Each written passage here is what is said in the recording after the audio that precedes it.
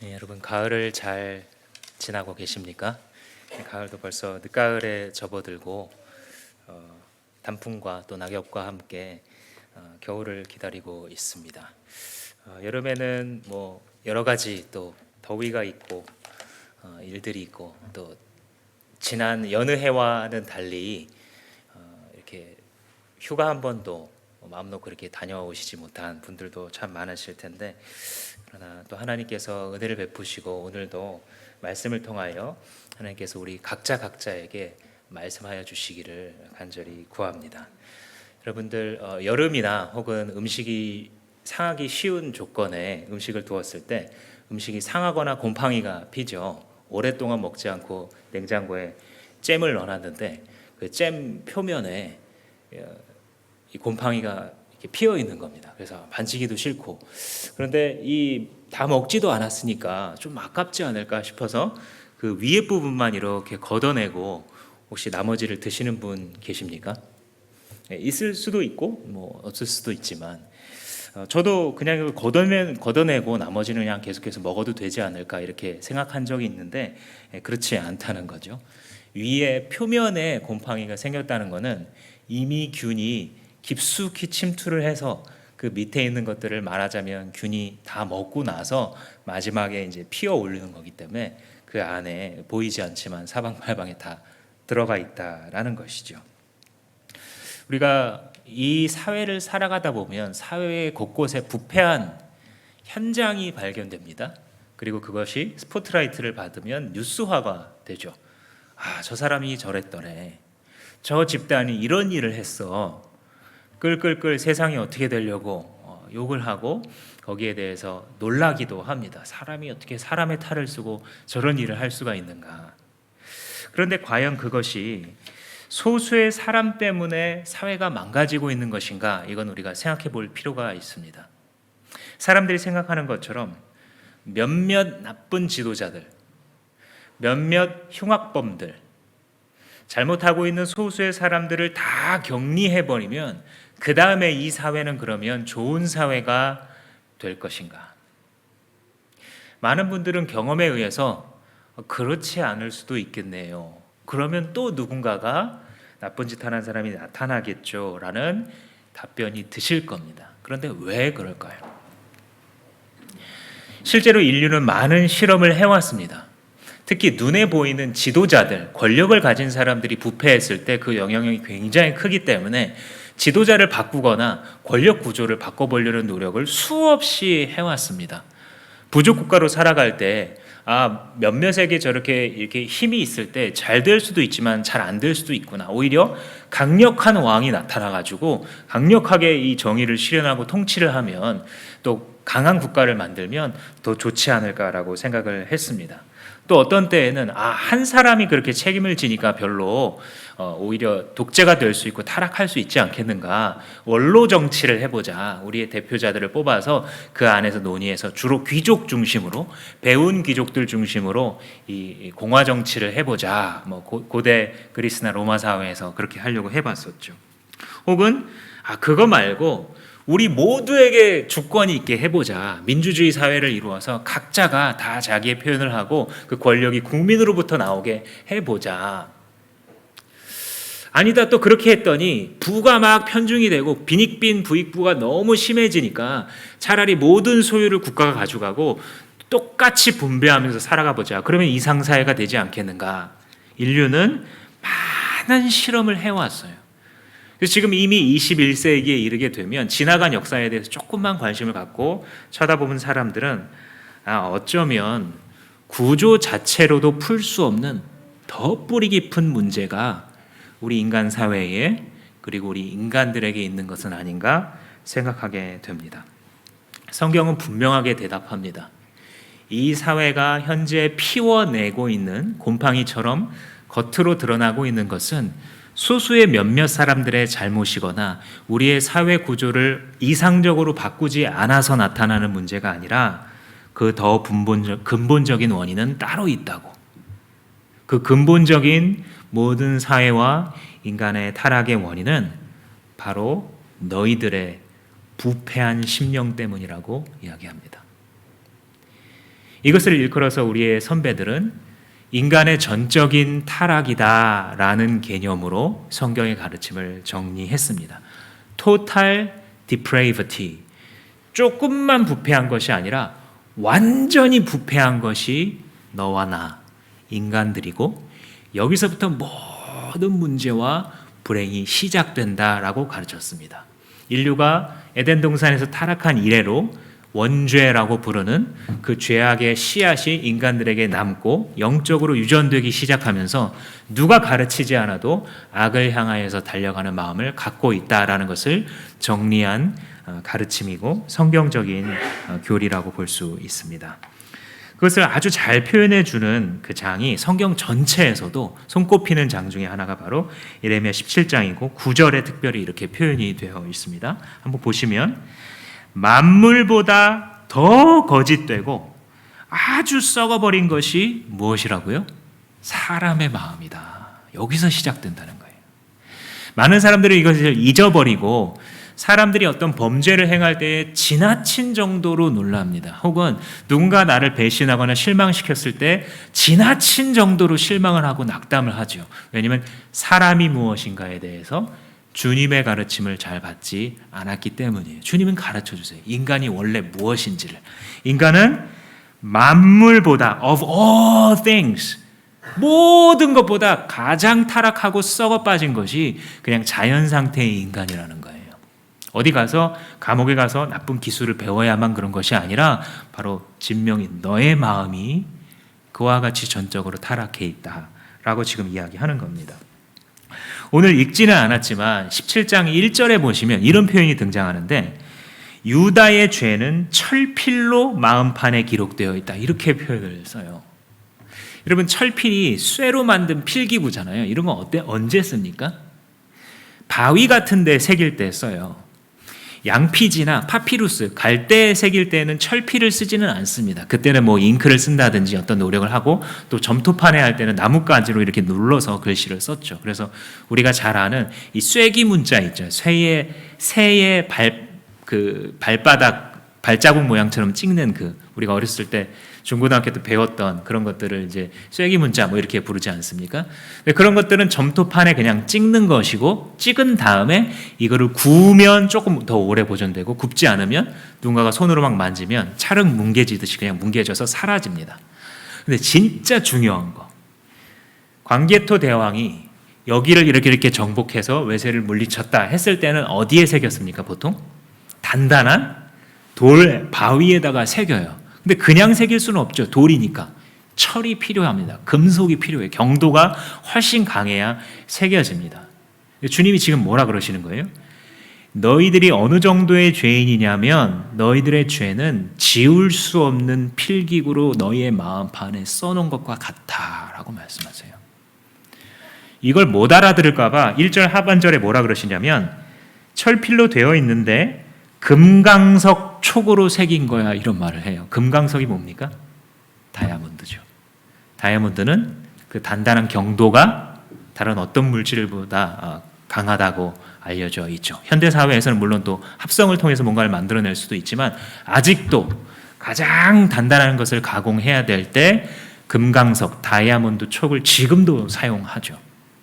그러니까 주님께서 보실 때에 아무도 지울 수 없다는 거예요. 이거를 너 스스로 너희들의 마음 가운데 새겨져 있는 이 죄를 향해서 달려가기 빠른 이 마음을 아무도 지울 수 없고 아무리 깨끗하게 살려고 노력을 하고 아무리 도덕적인 우월성을 가지고 뽐내는 자라 할지라도 결국은 너희 마음 가운데 있는 그 씨앗이 드러나고 지워지지 않을 거야. 이거를 당시 사람들이 알아먹게 표현하신 거예요. 철필로 다이아몬드 촉으로 너희 가슴판에 새겼다.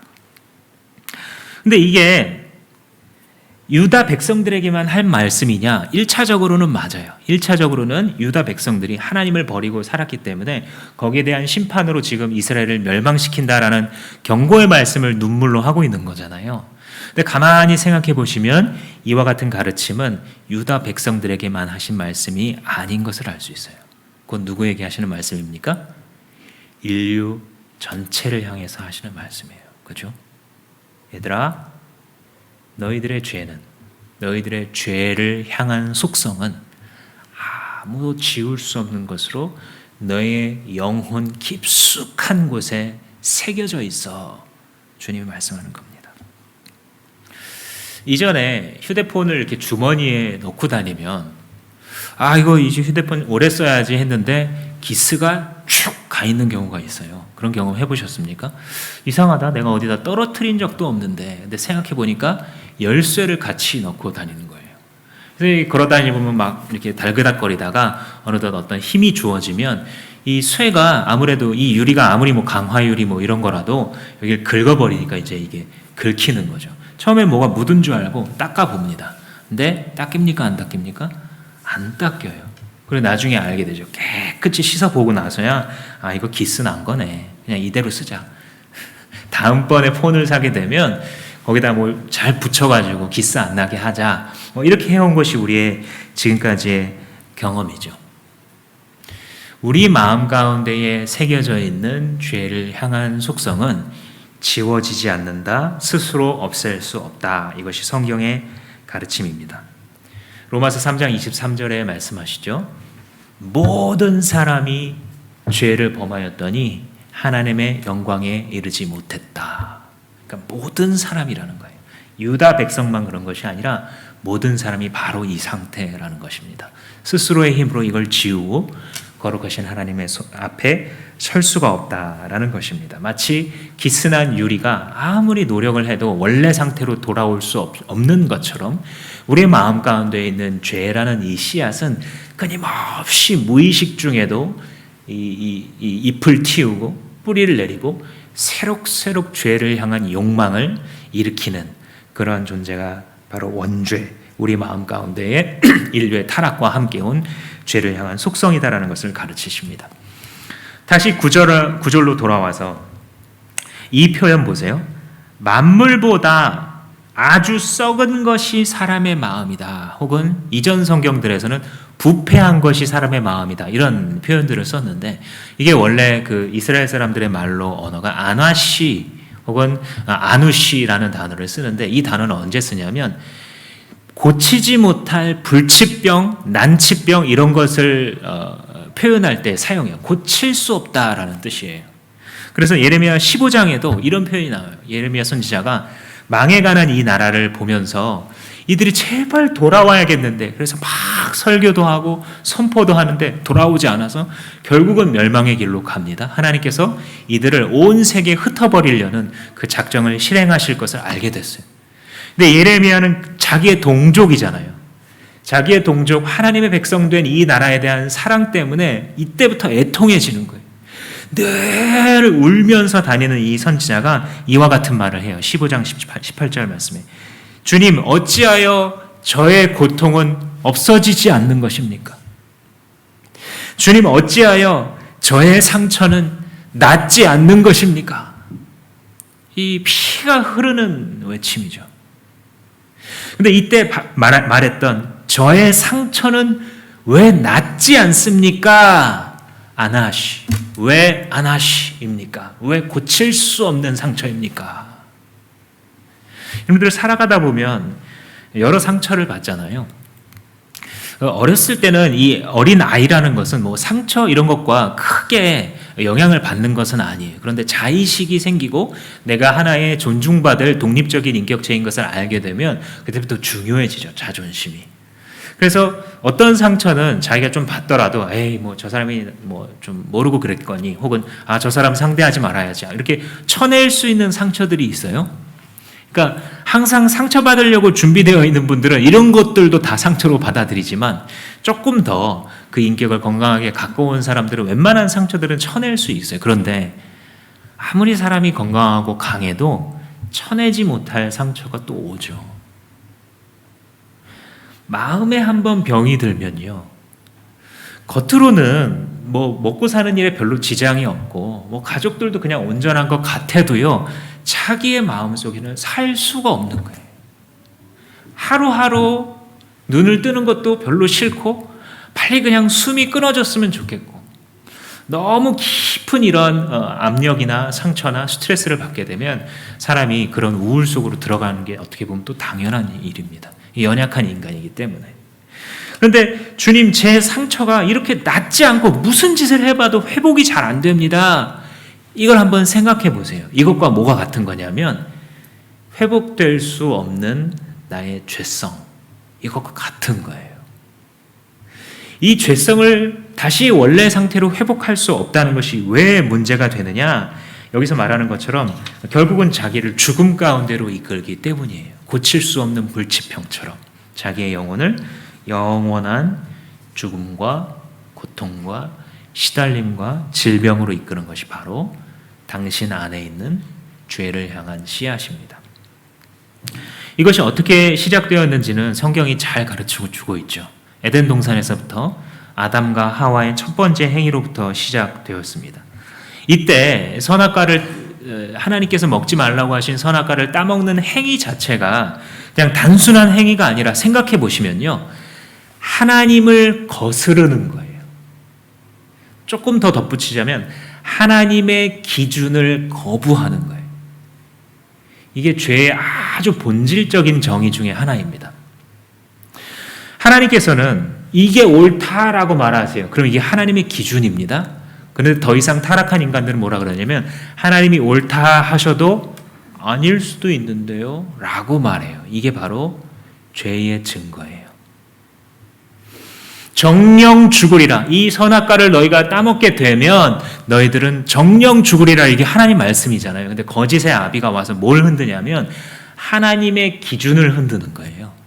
하나님의 기준을 흔든다는 것은 하나님을 흔드는 거거든요, 결국은. 아니, 죽지 않아. 죽는 게 아니라 너희가 이걸 먹으면 하나님과 같아져. 하나님과 비슷한 수준이 돼.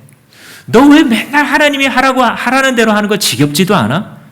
야, 왜 하나님만 자기 마음대로 해야 돼? 너도 너 마음대로 할 권리가 있어. 너를 봐라. 뭐가 부족해?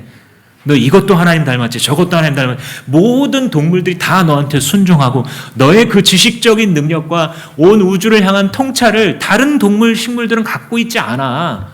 그런데 네가 왜 하나님 하라는 대로만 해야 돼? 지겹게. 이걸 먹으면 네가 하나님과 같아질 거기 때문에 하나님이 그게 질투가 나서 못 먹게 한 거야. 거짓말을 뿌리죠.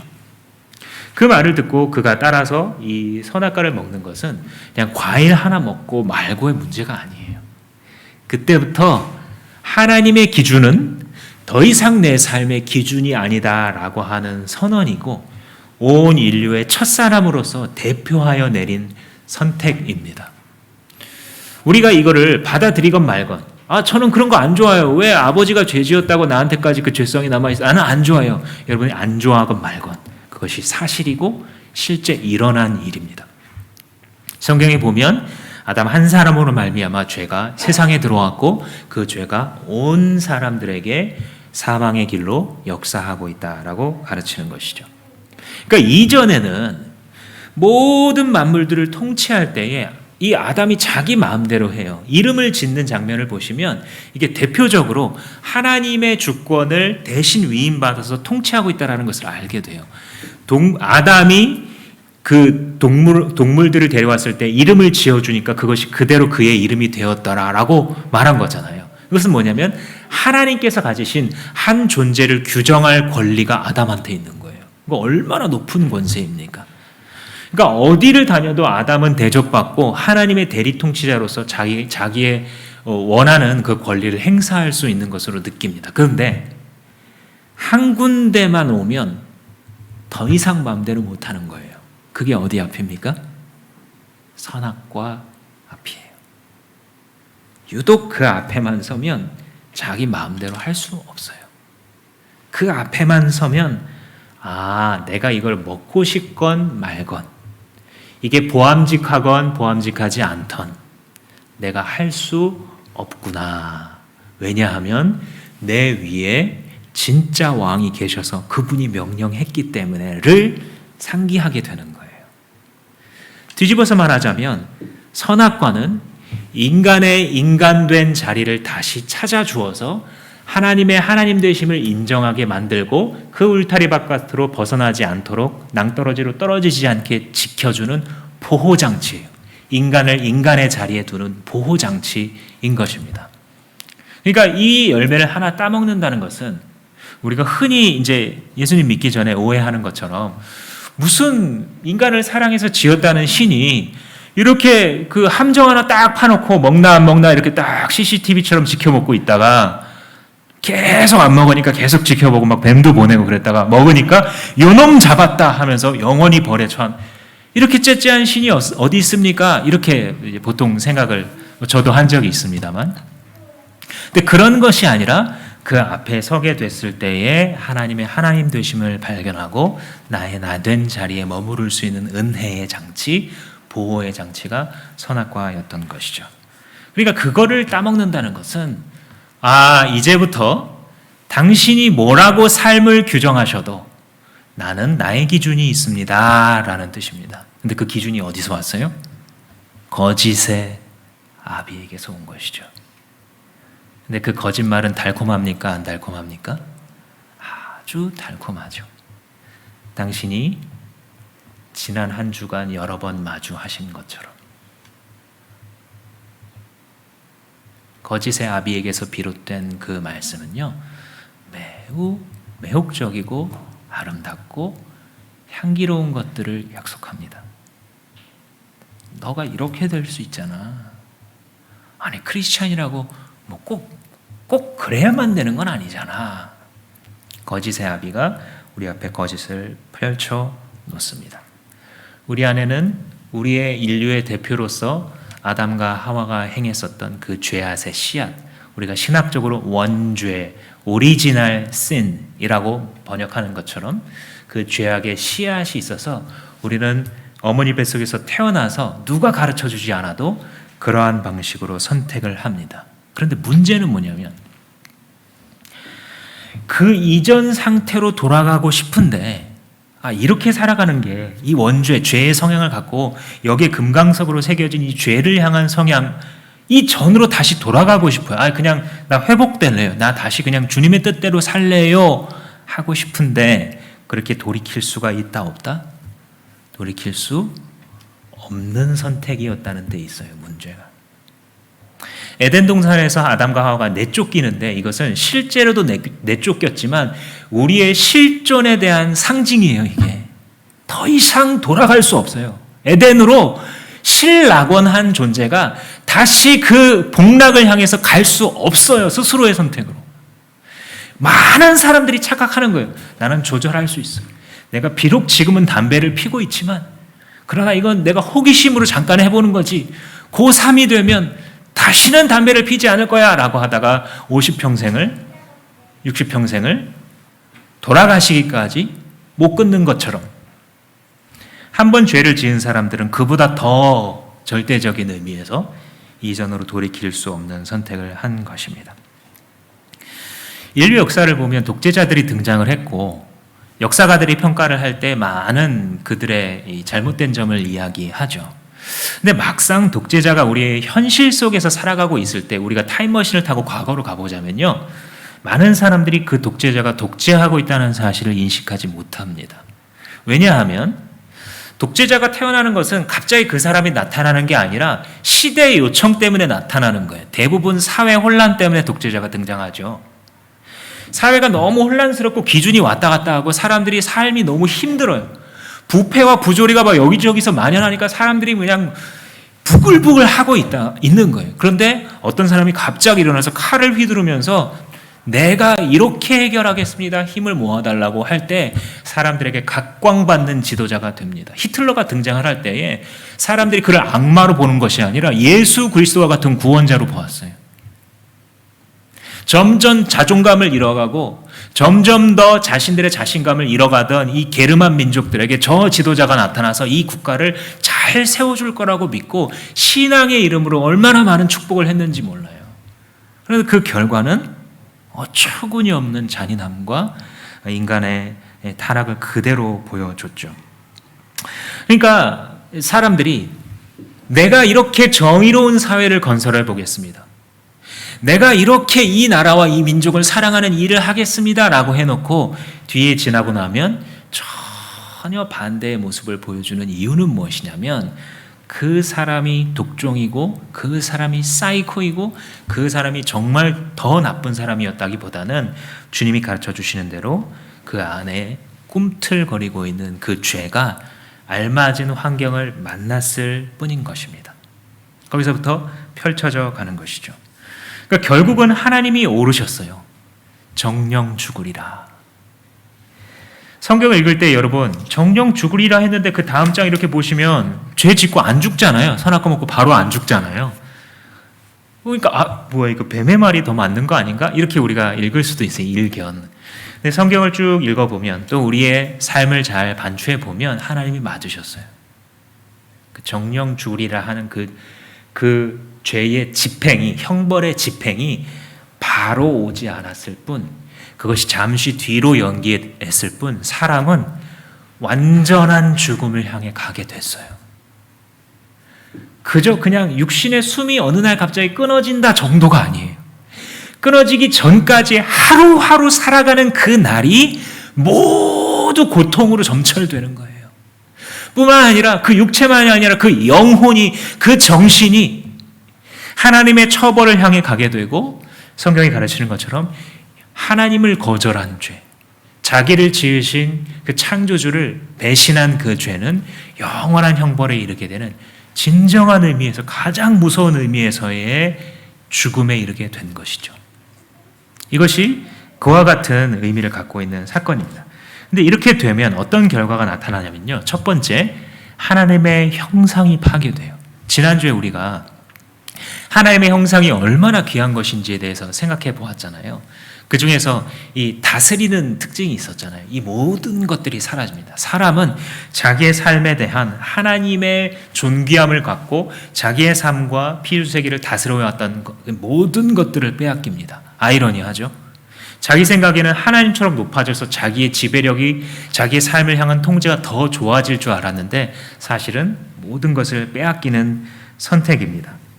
그래서 더 이상 하나님의 형상을 찾아볼 수 없는 그런 삶을 살아가게 되고 아울러서 하나님이 누구신지에 대한 참 지식도 같이 상실합니다. 그러니까 뭘 추구하게 돼요? 어딘가에 마음속 깊은 곳에서는 신을 원하는 자리가 있어요. 우리의 영혼 가운데. 그걸 채우려고 자기의 것을 막 만들어 가니 고대인들에게서는 그것이 바로 우상 숭배였고요. 현대인들에게 있어서는 이것이 만몬, 돈을 향한 숭배, 권력을 향한 숭배, 성이 주는 쾌락을 향한 숭배로 바뀌어진 것일 뿐입니다. 이것은 우리의 마음 가운데 인간의 것으로 채울 수 없는 하나님의 자리가 빈 공간과 같이 남아 있어서 이것을 채우려고 우리가 끊임없이 노력하기 때문에 일어나는 일입니다. 이것을 일컬어서 우리의 선배들이 전적 타락의 상태다라고 부른 것이에요. 어디라고 할 것 없이 우리의 삶 곳곳 우리의 영혼 깊숙한 곳까지 다 부패, 다 썩어버렸다. 어느 한 사람이라고 말할 것 없이 모두가 다 그와 같이 썩어버린 존재, 그것이 너희들이야. 그래서 기독교의 신앙은요, 우리가 갖게 되는 하나님이 어떤 존재인지, 내가 누구인지를 알게 되고 주님이 베푸시겠다라고 하는 사랑이 무엇인지를 알게 되는, 주님이 주시겠다라고 하는 은혜가 무엇인지 아는 것은요, 여기서 출발하는 거예요. 많은 사람들이 기독교를 기분 나빠하는 이유가 자기가 기독교를 알기 전에는, 예수쟁이들이 말하기 전에는 자기는 그냥 근사한 삶을 살아가고 있었는데 갑자기 예수라는 분이 나타나가지고 너 나 안 믿으면 다 지옥 보내, 너 지옥. 자기의 삶이 원래 괜찮았는데 누군가 갑자기 천국과 지옥을 나눈다 그러니까 기분이 나쁜 거예요. 너나 믿어라. 당연하죠. 주님을 모르는 입장에서는. 그런데 진리를 알게 되면 그게 우리의 상태가 아니에요. 원래 아무 문제 없이 잘 살아가고 있는 자들이 아니라 원래 이와 같은 상태인 것이에요.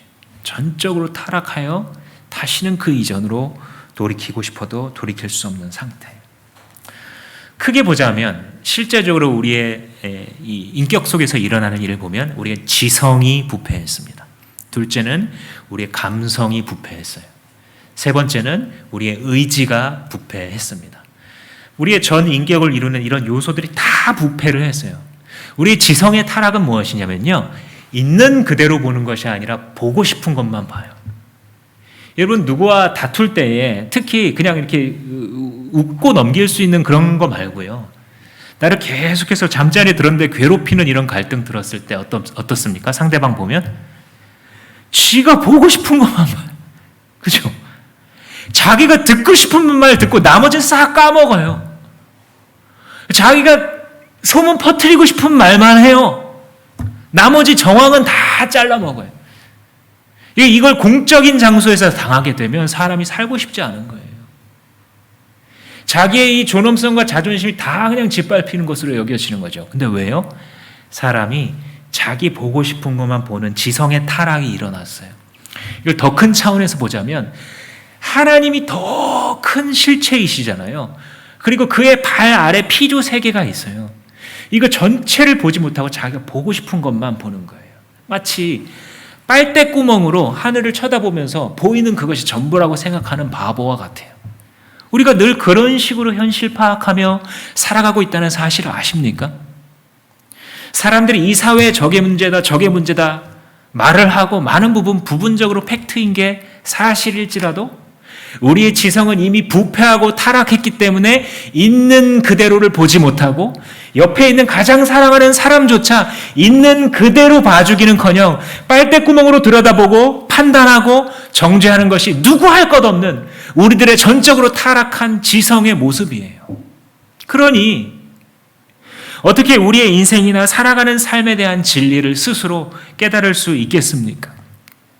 아니, 목사님, 과학기술이 발전하고 의료기술이 발전하면 뭐 그런 게 조금 더 지식이 넓어지지 않겠습니까? 과연? 여러분, 18세기보다 지금 20세기가 훨씬 더 많은 과학과 기술이 발전했는데 인간의 살아가는 모습은 그때보다 훨씬 더 행복하고 문제와 범죄가 사라졌습니까? 아니면 그 타락함과 악함이 더 고도화되고 더 깊고 더 넓게 더 불가항력적으로 되어졌습니까? 사람들이 진보라고 부르는 기술과 지식의 진보라는 것이 진보된다고 해서 인간의 상태가 나아지느냐? 아니요. 원래 가지고 있었던 그 DNA가, 그 압축 파일과 같은 죄성이 환경이 발전하면 발전하는 대로 그 모든 것들을 채우는 것입니다. 우리 감정도 타락했어요. 하나님이 주신 대로 하나님의 아름다우심을 바라보고 경탄할 수 있어야 돼요. 하나님께서 부어주시는 그 사랑을 가지고 내 주변의 이웃들을 바라볼 때 사랑과 섬김의 마음이 있을 수밖에 없도록 지으셨어요. 근데 이 모든 것이 타락하여서요, 하나님을 생각해도 하나님의 세계를 보아도 내 마음에는 별 감흥이 일어나지 않습니다. 사람들을 바라볼 때에도 사랑하고 세워주고 싶은 것이 아니라 원망과 불평, 비난할 게 왜 그렇게 많은지 모르겠어요. 이 인간관계를 맺으면 거기서 불만이 있고, 이 인간관계를 맺으면 거기서 또 불만이 생기고, 또 다른 데 가면 거기서 또 불만이 생기는, 이게 우리의 인생입니다. 속지 마십시오. 이게 인간이에요. 그놈, 그 소수의 사람들이 나쁜 것이 아니라 성경이 말하는 바 온전한 진리는 뭐냐면 당신의 감정도 전적으로 타락한 것입니다. 이게 사실인 거예요. 의지도 마찬가지죠. 선을 행한 의지는 전혀 없어요. 스스로 결단하여 하나님을 찾을 의지도 전혀 없습니다. 우리의 마음속에서는 그저 욕심과 수치심과 비난하는 마음, 그리고 뭔가 양심에 찔리니까 그것을 채워보고자 혹은 잊어보고자 많은 노력을 할 뿐 변화를 시킬 수는 없습니다. 이게 전적 타락이라고 우리가 전통적으로 가르쳐왔던 내용인데, 이 전적 타락은 동시에 무엇을 의미하냐면요, 전적인 무능력을 의미합니다. 한번 따라해 볼까요? 전적 무능력. 이게 우리들이에요. 아까 말한 지적인 영역에 있어서, 감정적인 영역에 있어서, 의지적인 영역에 있어서 우리가 여러분들이 경험하시는 바가 바로 이거예요. 물론 어느 주어진 제한된 시간 안에서는요 뭔가 하는 것 같아요. 내가 막 하나님을 찾을 수 있는 것 같아요. 스스로 뭔가 바꿔놓는 것 같고요. 괜찮은 사람인 것 같아요. 제한된 어떤 환경과 시간 속에서는요. 근데 그걸 더 늘리고 확장하고 더 오래 지켜보면 어떻게 돼요? 실망스럽구나 이렇게 되는 것이죠. 왜요? 그것을 의지로 하나님을 잘 믿어보겠다. 주님을 잘 내가 비록 신라관한 존재지만 다시 주님의 뜻대로 살아보겠다. 아무리 의지로 아무리 강하게 결단을 해도 내 힘 스스로는 계속해서 넘어지는 게 이상한 게 아니라 당연한 거예요. 이것을 일컬어 전적 무능력의 상태라고 부르는데 이것은 우리가 사망의 법의 지배 아래 있다는 증거입니다. 거짓의 아비인 마귀가 초래한 결과인 그 사망의 법 아래 집행만 연기되어 있지 인격적인 온 전인적인 사망과 심판 가운데 이르기로 작정되어 있고 우리는 그 길을 지금도 걸어가고 있는 것입니다. 근데 여러분들 성경을 읽어보시면 이런 질문이 나올 거예요. 아니 근데 인간이 꼭 그렇게 죄를 짓도록만 지어졌습니까? 그러면 세상에 있는 사람들이 하는 것은 좀 괜찮아 보이는 일도 다 죄로 인한 일입니까? 저는 그런 거 믿고 싶지 않은데요. 그래서 이 원죄라는 것을 부인하고 싶은 시도가 인간에게는 자연스럽게 있어서 이미 기독교 역사 안에서 수많은 시도들이 있었습니다. 그렇잖아요. 억울한 거예요. 왜 죄를 물려받아요? 나는 난데? 이렇게 이제 주장하고 싶은 대표적인 사람이 4세기 말 5세기 초에 유명하게 활동했던 펠라기우스라는 성직자입니다. 이분은 성경을 열심히 연구했고 그 삶이 죄를 멀리하고 금욕적인 삶을 사는 게 너무나 훌륭해서 많은 사람이 추종을 했었던 그런 기독교 지도자예요. 근데 이 사람이 한 가지 착각한 부분이 바로 이 부분입니다. 그래서 뭐라고 주장을 했냐면 나는 원죄를 믿지 않는다. 사람은 도덕적인 중립으로 태어나게 되고 그때 자기가 노력해서 선한 것을 선택하면 선을 향해서 갈 수 있는 능력이 얼마든지 있다. 따라서 당신이 노력하기 여하에 따라서 구원에 스스로 이를 수 있기도 하고 없기도 한다라고 가르쳤어요. 이런 가르침의 특징은 무엇이냐면요. 사람으로 하여금 열심을 내게 만들어줘요. 근데 그 열심이 주님으로부터 온 것은 아니에요. 어떤 열심이냐면 내가 오늘 지금 이 사람한테 거짓말하느냐 아니냐에 따라 지옥과 천국이 갈라진다고 생각해 보세요. 거짓말하기 매우 어렵겠죠. 그 다음 내가 출근을 했는데 내가 좀 나를 위해서 이쪽으로 좀 이렇게 뭔가를 바꿔서 사람들에게 알려주고 싶어요. 사실은 그렇지 않은데. 근데 만약에 그렇게 하면 지옥 간다라고 생각해 보세요. 그런 유혹에 넘어갈까요? 잘 안 넘어가게 돼요. 당분간은. 어떤 돈이나 성이나 권력의 유혹을 받았을 때 어떤 단기간에는 내 노력에 따라서 이것이 왔다 갔다 할 수 있다라고 생각하면 훌륭한 사람이 될 수 있습니다. 근데 문제는 뭐냐면 인생이 거기서 끝나지 않는 거죠. 내가 이제 예수 믿으리라 모든 죄를 용서하시는 주님을 믿고 내가 잘 살아볼 거야. 은혜로 굉장히 막 헌신을 하기도 하고 청년 때에 하나님께 자기의 인생을 드리려고 막 몇 년간을 부어드리기도 해요. 그런데 문제는 뭐예요? 인생이 거기서 끝나지 않는다는 거예요.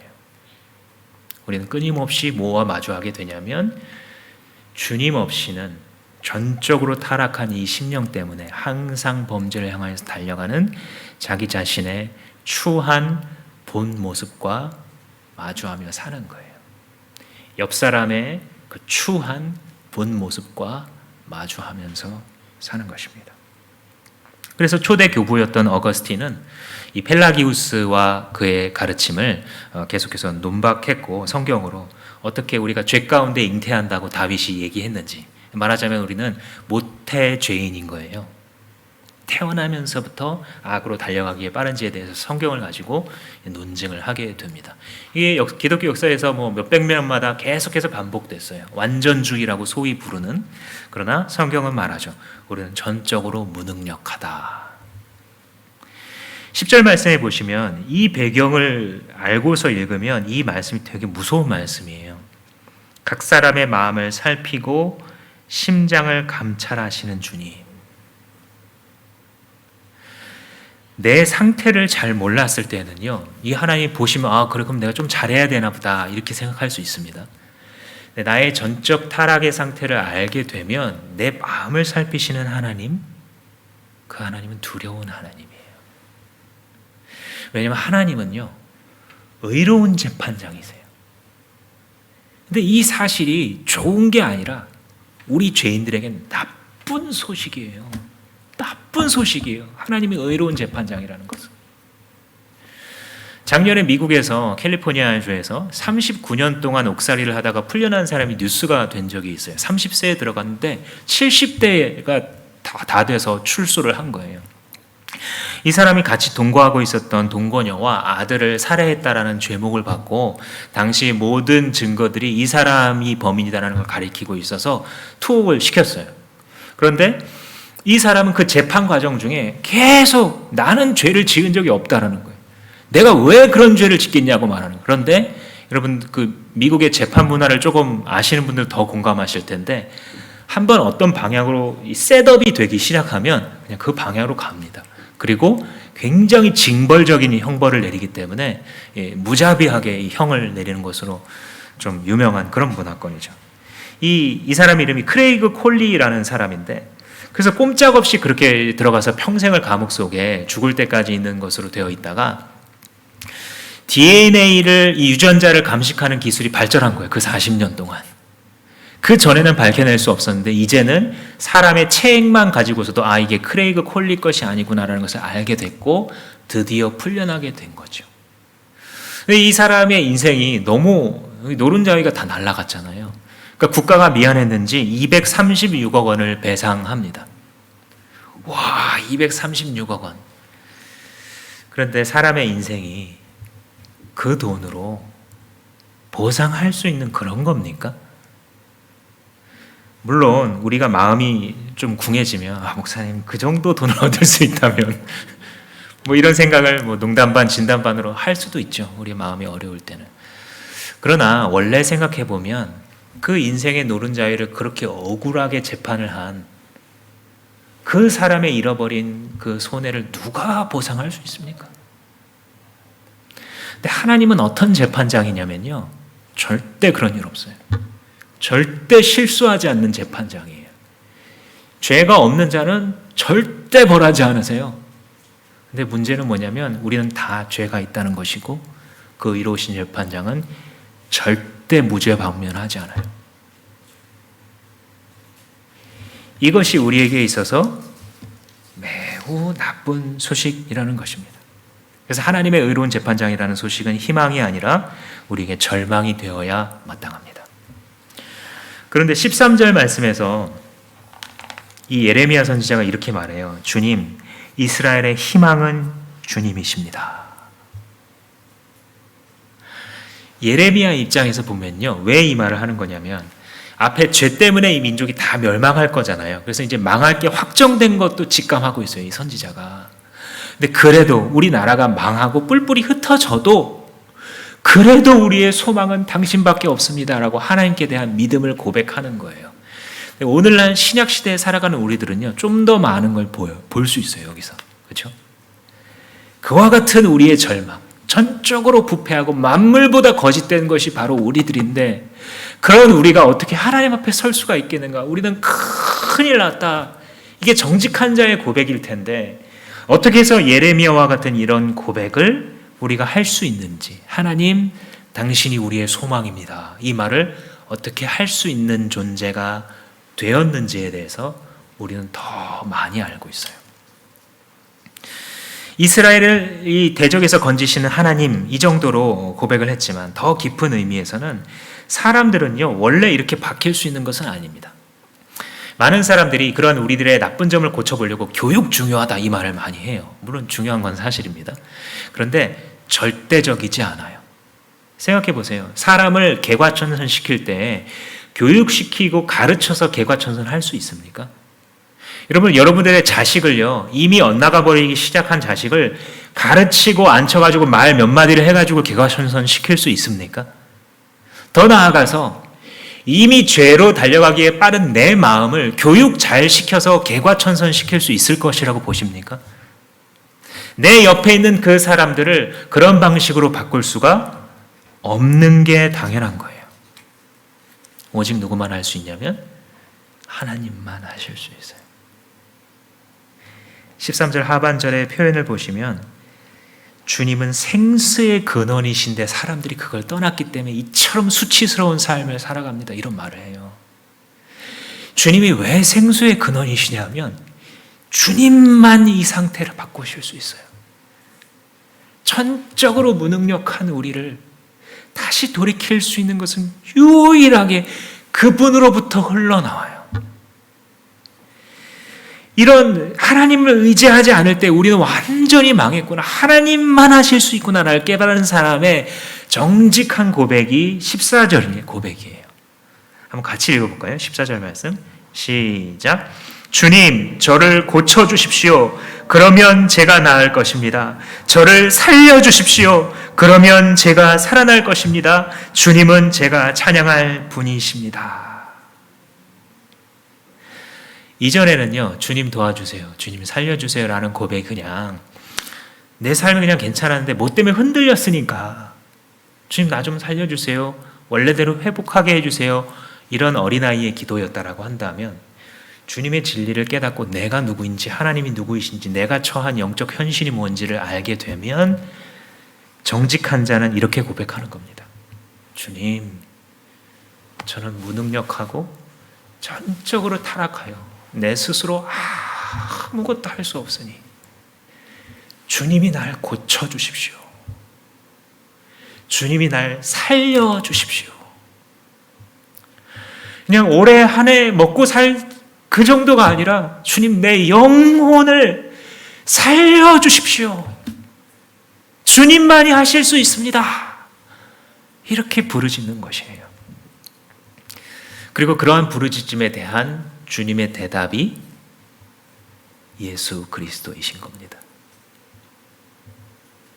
그래, 내 딸아, 내 아들아, 너는 내 아들 예수 그리스도가 필요한 거야 라고 이 땅에 보내신 겁니다.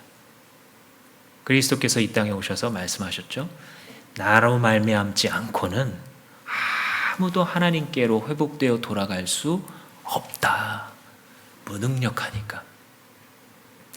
그래서 이 예수 그리스도를, 자기의 죄를 대신 지시고 죽으신 이 예수 그리스도의 공로를 믿을 때에 우리 안에 일어나는 일이 무엇이냐면 하나님의 형상이 회복되는 거예요. 원래 원죄로부터, 원죄와 본죄 이렇게 나누는데, 우리가 살아가면서 지었던 본죄나 혹은 원래부터 우리가 영적으로 유전받은 이 원죄 모두가 예수 그리스도의 십자가와 부활의 승리로 깨져버리는 것이고, 이제부터는 주인 예수 그리스도를 살아가겠다라고 우리가 순종하면 순종하는 자리마다 무엇이 다시 피어오르기 시작하냐면 하나님의 형상이 언뜻 드러나요. 완성은 아직 아니에요. 그러나 확실히 시작됐어요. 완전하진 않아요. 그러나 분명한 생명이 움트고 있어서 내가 순종으로 주 예수 그리스도를 붙잡고 서는 그 자리마다 다시 하나님의 형상으로서 주님을 진심으로 찬양하는 게 가능해지는 것이에요. 진심으로 누군가를 있는 모습 그대로 봐주는 게 이제부터 가능해지는 거예요.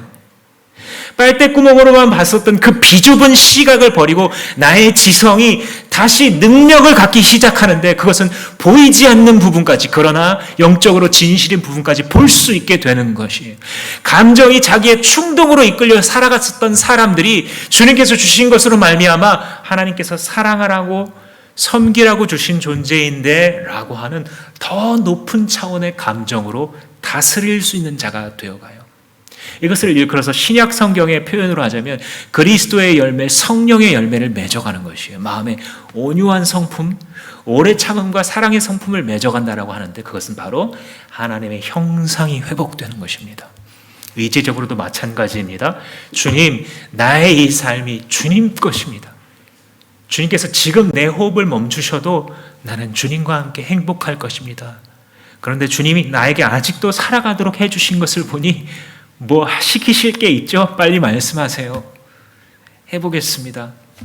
주님, 나는 모르겠습니다. 나는 잘 못할 것 같습니다. 나는 무능력합니다. 그러나 주님이 시작하신 일이기 때문에 나 할 수 있을 것 같아요. 자기의 의지가 진정한 의미에서 회복되기 시작합니다. 그랬을 때에 위로는 다시 하나님을 예배하며 그 사랑을 느끼게 되고, 옆으로는 다시 사랑과 사랑, 존중과 신뢰를 주고받으며 착취하고 마음대로 소유했던 피조 세계를 향하여서는 다시 다스리는 아담으로, 다시 대리 통치자로 회복되어 가는 것입니다.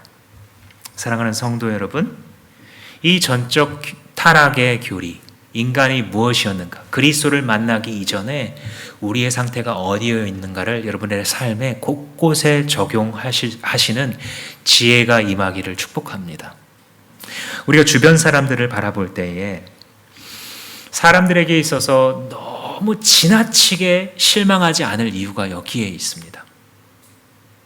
카톨릭 사제들이 아동 성범죄를 조직적으로 오랫동안 저질러 왔다라는 사실이 폭로되고 영화화됐을 때 많은 사람들이 실망을 했죠. 뭐 카톨릭만 그렇습니까? 가장 거룩해 보였었던 목회자들과 하나님의 사람들이 타락했을 때 사람들은 실망하죠. 목회자들만 그렇습니까? 일반 성도들이 가장 열심을 내는 것 같았던 사람들이 타락하고 넘어질 때 우리는 그 모습에 실망했죠. 그러나 하나님의 말씀에 비추어서 이런 현상을 바라보면 그것은 그래서 타락한 인간이라고 하시는구나 라고 이해할 수 있는 것입니다. 물론 놀랍습니다. 지금도 놀랍고 실망스럽고 당황하는 것이 당연하지만 이 진리의 지식을 가지고 세상을 바라보게 되면 지나치게 실망하지 않을 이유를 갖게 되는 것입니다.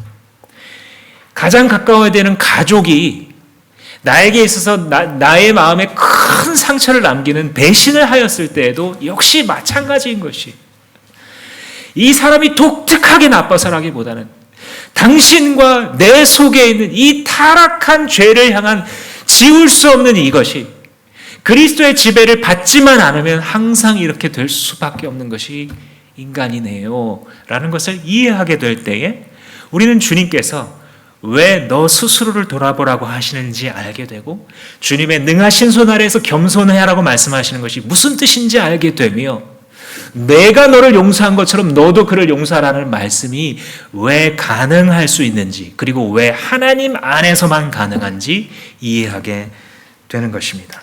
나아가서 자기의 무능력을 절감하게 됩니다. 하나님, 오늘도 당신이 없이는 나는 또 죄인 괴수로서 살아갈 것이 뻔하니 주님, 오늘 하루를 주님의 것으로 덮어 주십시오. 나는 오직 하나님만 나의 희망 삼습니다. 오직 예수 그리스도만이 나의 소망입니다 라고 외치며 살아가실 수 있게 될 것입니다. 이 시간 한번 기도하시겠습니다. 기도할 때에 하나님께서 베푸신 은혜가 무엇인지 한번 묵상해 보셨으면 좋겠습니다. 이전에는 하나님이 날 사랑하시는 건 당연하고 뭐 아버지라면서 이 정도 못 해주나, 그러나 내가 어떤 존재인지를 생각하게 되면 은혜의 의미를 알게 됩니다. 내게 하나님 원래 공정하게 주셔야 되는 것은 선물이 아니라 벌입니다. 천벌입니다. 그것을 예수 그리스도께서 한 몸에 대신 받으심으로 우리에게는 대신 은혜가 내려온 것입니다. 우리에게 주시는 하나님의 선물은 다른 게 아니라 하나님 자신인 것입니다. 오직 예수 그리스도만이 우리의 은혜가 되시고, 주님이 이 세상을 살아갈 때에 그 은혜의 눈으로 또한 나와 같이 타락한 존재를 사랑하신 주님의 그 자비하심을 생각하시는 마음으로 이 시간 자기의 신앙을 고백하시겠습니다. 기도합니다.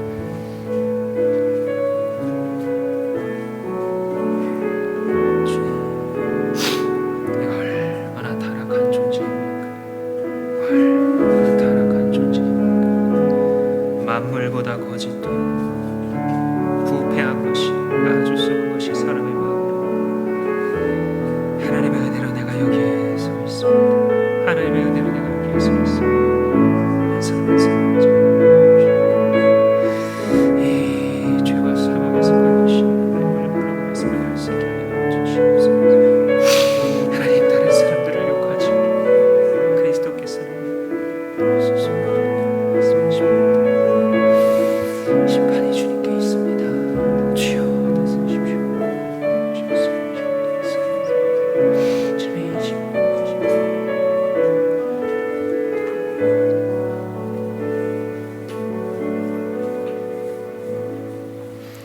주님, 우리의 희망은 주님뿐입니다.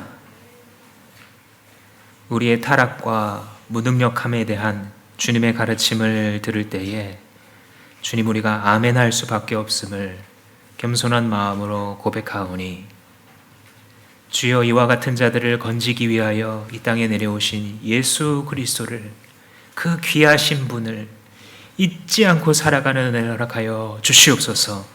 성령 하나님께서 주님 멈추지 마시고 우리의 마음 가운데 시작하신 그 착한 일을 주님 오늘도 1시간 뒤에도 2시간 뒤에도 역사하여 주시어서 우리로 하여금 주님의 눈으로 나 자신을 볼 수 있게 하여 주시고 주님의 눈으로 세상을 바라볼 수 있게 하여 주시옵소서. 불만이 가득하고 부패가 가득한 이 세상을 바라보며 그저 비난하고 그치는 어린아이의 시각으로 머물러 있지 아니하게 하여 주시고, 너희들이 타락한 존재가 바로 이러한 것이다. 너희들의 타락한, 너희들이 나를 버리고 살아간 삶의 현실이라는 것이 바로 이러한 열매를 거두는 것이다 말씀해 주시는 주님의 음성 앞에 하나님, 우리 자신의 삶을 잘 정리하고 이해할 수 있는 지혜를 허락하여 주시고, 나를 바라보며 사람들을 바라볼 때에 그와 같은 진리가 있으로 말미암아 자유케 되게 하여 주시며 오직 하나님만이 소망 되심을 나 스스로와 세상 앞에 알리며 살아가는, 선포하며 나아가는 우리가 될 수 있도록 축복하여 주시옵소서. 진리로 가르치신 스승 되시는 주님께 감사를 드리오며 예수님의 이름으로 기도합니다. 아멘.